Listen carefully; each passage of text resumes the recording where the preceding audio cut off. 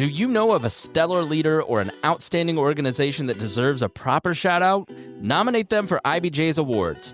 From 40 in their 40s and Women of Influence to Nonprofit and Healthcare Excellence Awards, we're celebrating rising stars, seasoned leaders, and organizations making a difference. Discover which programs are accepting nominations now at ibj.com/nominate. This is Inside Indiana Business Radio for the afternoon of Monday, September 22nd, 2025. I'm Alex Brown. Officials in South Bend have cut the ribbon on the Momentum Entrepreneurship Hub, a $12 million project to transform a long-vacant building into a regional home for innovation and startups. Founder Chris Premer says he hopes the hub can serve as a launchpad for local entrepreneurs. For too long, if you were trying to build something in South Bend, something bold, something different, something not yet proven, you often had to do it alone. And that's not how momentum works. So we asked, what would it look like to build a space that actually builds people?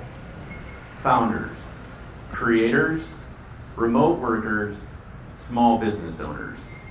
Anyone crazy enough to bet on themselves. The project received $1.1 million in funding through Indiana's Regional Economic Acceleration and Development Initiative. A former Ball State University employee who was fired last week for comments made on a private Facebook post regarding the death of conservative activist Charlie Cook has filed a federal lawsuit against university president Jeffrey Mearns. The suit claims the termination of Suzanne Swerk's employment was a violation of her First Amendment rights. Governor Mike Braun and Indiana Secretary of Energy and Natural Resources Suzanne Jaworowski are set to make an energy announcement at the Indiana State House on Tuesday. No other details were given, but Inside Indiana Business will have more information as it becomes available. From the number one source for Indiana business news, this is Inside Indiana Business Radio. Thanks for listening to this IBJ Media podcast. You're probably going to remember this ad. Do you know why? Podcast advertising works. 85% of listeners recalled hearing an ad during a podcast, and 70% of podcast listeners have acted after hearing an ad. So whether you're looking to be heard across the entire IBJ Media Podcast Network, sponsor one of our shows, or just start with a 30-second ad, IBJ Media can help. Contact advertise at ibj.com to learn more.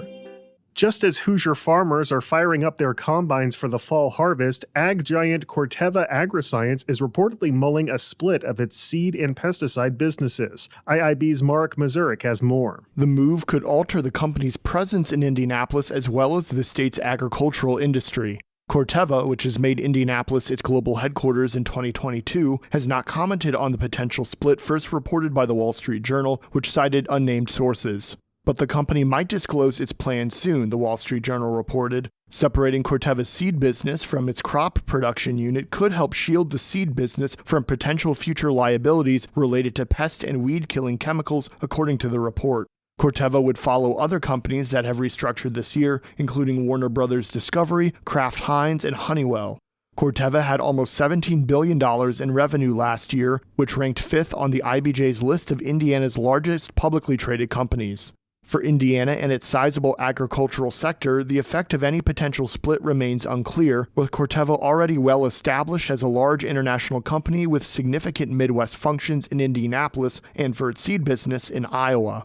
Corteva employs about 22,000 people across its footprint, including about 1,500 at its headquarters on the northwest side of Indy. I'm Mark Mazurik for Inside Indiana Business Radio.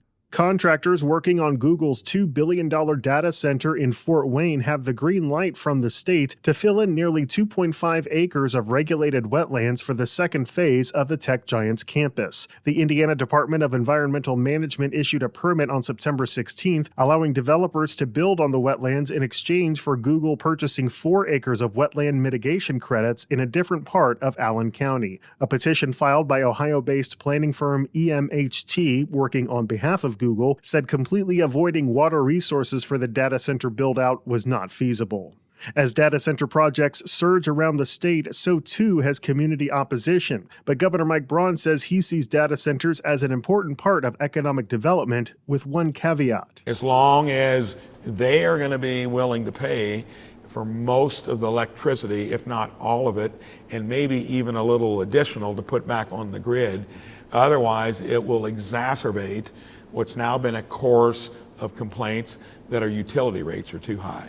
And on utility rates, I'm just going to make sure there's a fair balance between the generators and the ratepayers. The governor made note of the large amount of electricity and water that data centers need, and he wants to turn to a new source of energy development to address those needs, namely small modular nuclear reactors. Ivy Tech Community College President Marty Polio is this week's guest on the Business and Beyond podcast with Gary Dick, presented by PNC, a weekly conversation with high-profile Hoosiers in business, sports, and entertainment, and beyond. Available now on the IBJ Media app or your favorite podcast provider. I'm Alex Brown for Inside Indiana Business Radio on Demand. What happens when a basketball superstar changes the course of an entire city?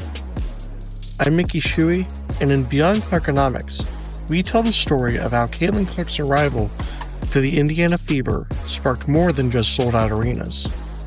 It's rewriting Indianapolis's long-term strategy for sports, downtown growth, and women's leadership. Listen at ibjpodcast.com or on your favorite podcast app. The IBJ Media Podcast Network is the soundtrack of a growing state. Indiana is on the move, and you can hear it happening on the IBJ Media Podcast Network. We bring you the voices at the center of our economy, our courts, our companies, and our communities. Subscribe now and be part of the conversation that's building Indiana's future. Find all of our shows by searching IBJ Media in your podcast app or visit ibjpodcasts.com.